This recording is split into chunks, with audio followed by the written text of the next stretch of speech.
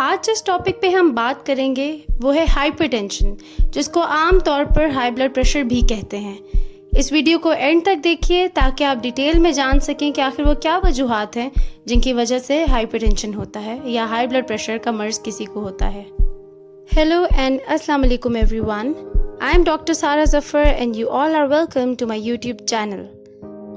अगर आपने अभी तक हमारा चैनल सब्सक्राइब नहीं किया तो इसको सब्सक्राइब करें और बेल आइकन को क्लिक करें ताकि हमारी हर न्यू वीडियो आप तक पहुंच सके।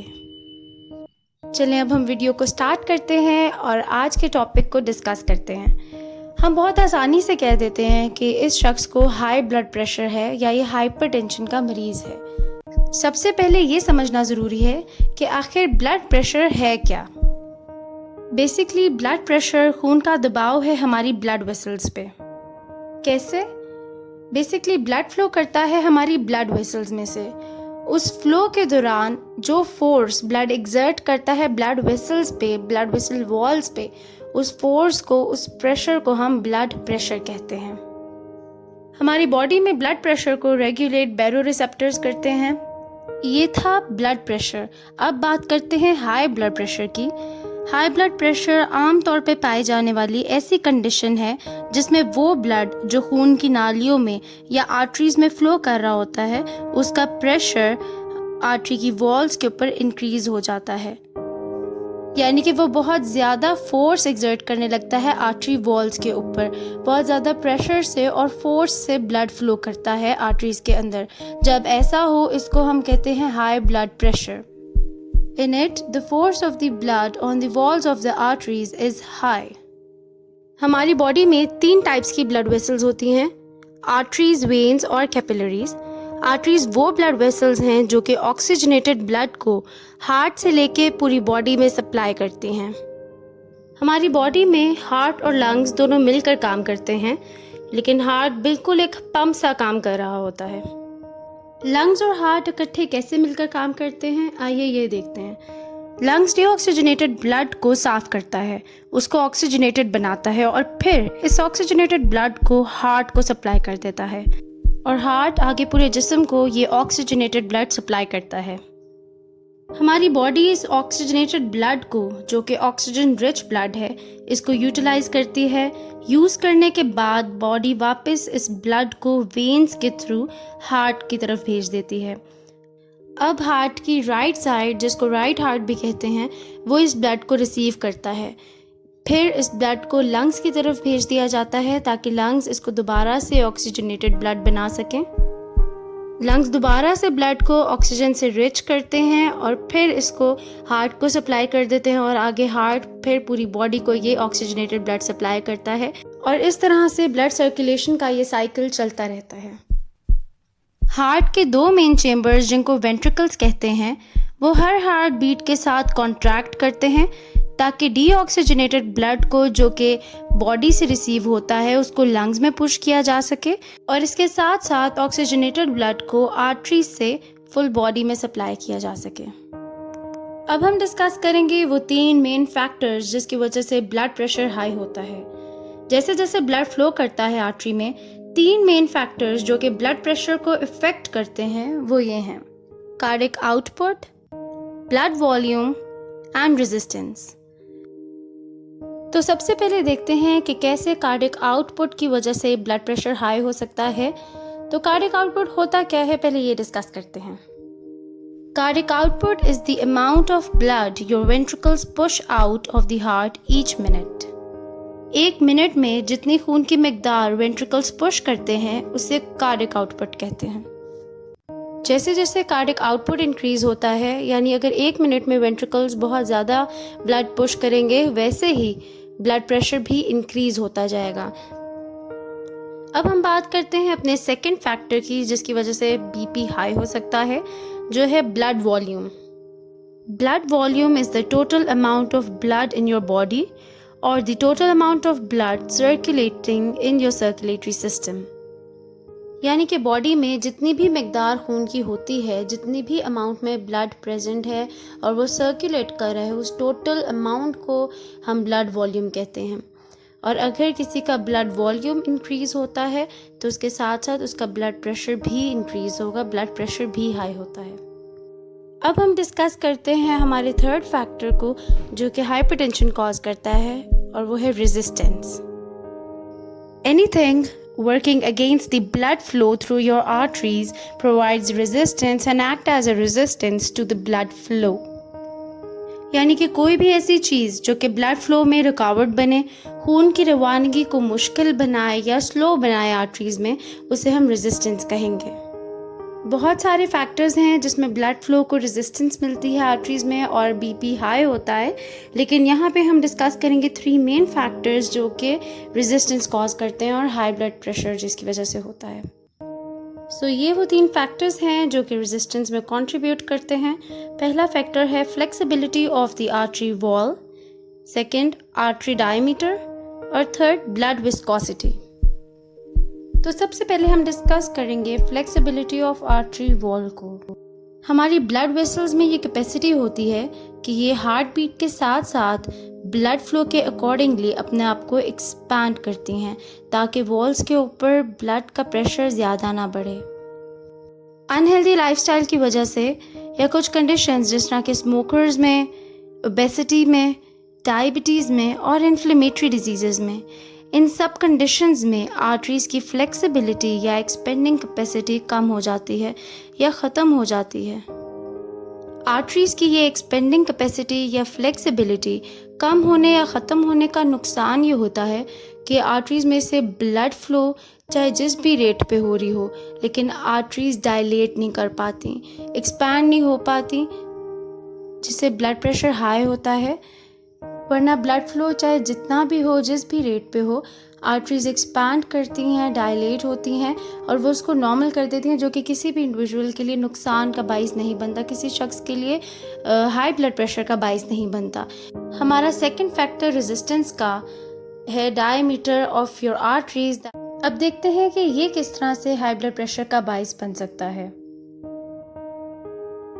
हमारी बॉडी में ये एबिलिटी होती है कि आर्टरीज के डायमीटर को कंडीशन के अकॉर्डिंगली बड़ा या छोटा किया जा सके।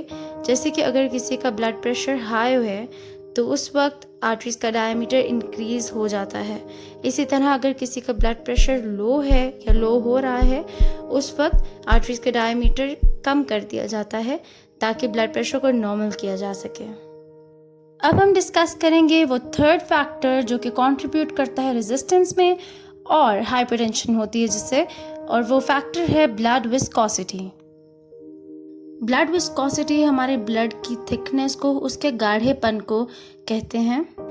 ब्लड बहुत सारे कंपोनेंट्स और पार्टिकल से मिलके बनता है। प्रोटीन्स और फैट्स ब्लड विस्कोसिटी को इंक्रीज करते हैं।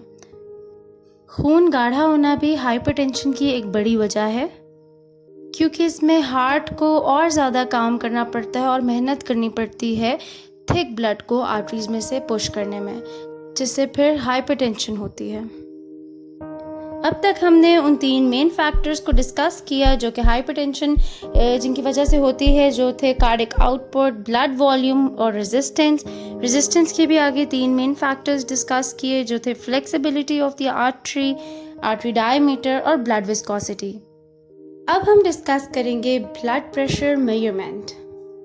ब्लड प्रेशर मेजर करने के लिए एक डिवाइस यूज़ करते हैं जिसका नाम स्फिग्मोमेनोमीटर है। इसको ब्लड प्रेशर कफ भी कहते हैं।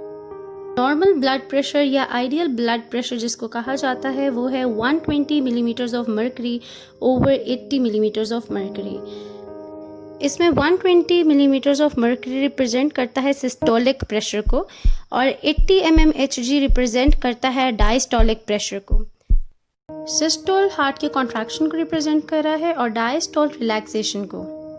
जब आप अपना बीपी चेक करते हैं, अगर आपका सिस्टोलिक प्रेशर जो कि आइडियल 120 mmHg है, अगर ये 140 से ज़्यादा रहता है अक्सर, या अगर आपका डायस्टोलिक प्रेशर जो कि आइडियल 80 mmHg है फ्रीक्वेंटली 90 mmHg से ज़्यादा रहता है, तो ये इंडिकेट करता है कि ब्लड प्रेशर हाई है।